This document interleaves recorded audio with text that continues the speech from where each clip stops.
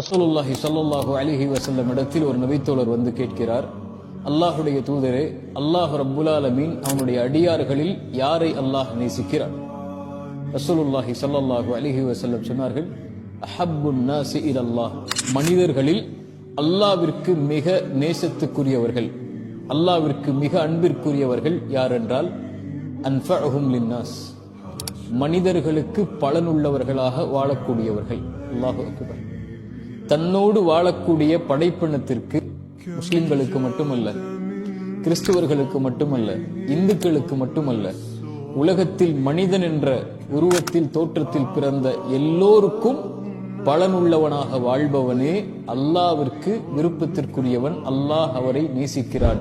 ரசூலுல்லாஹி ஸல்லல்லாஹு அலைஹி வஸல்லம் அவர்கள் ஒரு ஹதீஸில் சொன்னார்கள், அல்லாஹ் நாளை மறுமையில் ஒரு அடியானை பார்த்து கேட்பான், நான் நோயிற்றிருந்தேன், ஏன் என்னை நலம் விசாரிக்க வரவில்லை? நான் தாகித்திருந்தேன், ஏன் என் தாகத்திற்கு தண்ணீரை கொடுக்கவில்லை? நான் உணவுக்கான தேவையில் இருந்தேன், ஏன் எனக்கு உணவை கொடுக்கவில்லை என்று அல்லாஹ் கேட்பான். அந்த அடியான் கேட்பான், நீயா இறைவா, நீயா என்னிடத்திலே உணவை கேட்டாய்? நீயா என்னிடத்திலே தண்ணீரை கேட்டாய்? நீயா என்னிடத்திலே தேவைக்காக வந்தாய்? அப்போது அல்லாஹ் ரப்புல் ஆலமீன் சொல்வான், என் அடியான் ஒருவன் நோயிற்றிருந்தான், அவனை நீ நலம் விசாரிக்க செல்லவில்லை. என் அடியான் ஒருவன் தாகித்திருந்தான், அவனுடைய தாகத்திற்கு நீ தண்ணீரை கொடுக்கவில்லை. என் அடியான் ஒருவன் உணவுக்கு தேவையில் இருந்தான், அவனுக்கு நீ உணவை கொடுக்கவில்லை. அவனை நீ நலம் விசாரித்திருந்தால் என்னை அவனிடத்தில் பார்த்திருப்பாய். அவனுடைய தாகத்தை தணித்திருந்தால் என்னை அவனிடத்திலே பார்த்திருப்பாய். அவனுக்கு உணவை கொடுத்து அவனுடைய பசியை நீக்கி இருந்தால் என்னை அவனிடத்திலே பார்த்திருப்பாய். ரசூலுல்லாஹி ஸல்லல்லாஹு அலைஹி வஸல்லம் அவர்கள் சொன்னார்கள், ஒரு மனிதன் ஒரு பாதைகளில் நடந்து சென்றான், தாகம் ஏற்படுகிறது, இருக்கிறது, இறங்கி தண்ணீர் குடிக்கிறான்.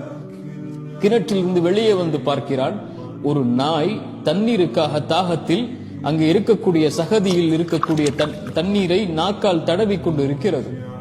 அவன் சொல்லுகிறான், அந்த அடியான், இந்த நாய் எனக்கு ஏற்பட்ட தாகத்தை போன்று அதுவிற்கும் தாகம் ஏற்பட்டிருக்கிறது என்று கூறி மறுபடியும் கிணற்றில் இறங்கி அந்த நாயுடைய தாகத்திற்கு தண்ணீரை கொடுத்து அந்த நாயை திருப்திப்படுத்துகிறான். அல்லாஹுடைய தூதர் ஸல்லல்லாஹு அலைஹி வஸல்லம் சொன்னார்கள், இந்த அடியானுக்கு இறைவன் அல்லாஹ் நன்றி செலுத்தினான், அவனுடைய பாவத்தை மன்னித்தான். ஒரு நாய்க்கு செய்யக்கூடிய அந்த உதவியை, அந்த நீரை கொடுத்தலை அல்லாஹ் தனக்கு செய்யக்கூடிய உதவியாக கருதி அந்த அடியானுக்கு நன்றி செலுத்துகிறான். படைப்பினத்திற்கு நன்றி செலுத்தினால் படைத்தவனுக்கு நன்றி செலுத்துதலுக்கு அது சமம். படைப்பினங்களை நோவினைப்படுத்தினால் படைத்தவனை நோவினைப்படுத்தலுக்கு சமம்.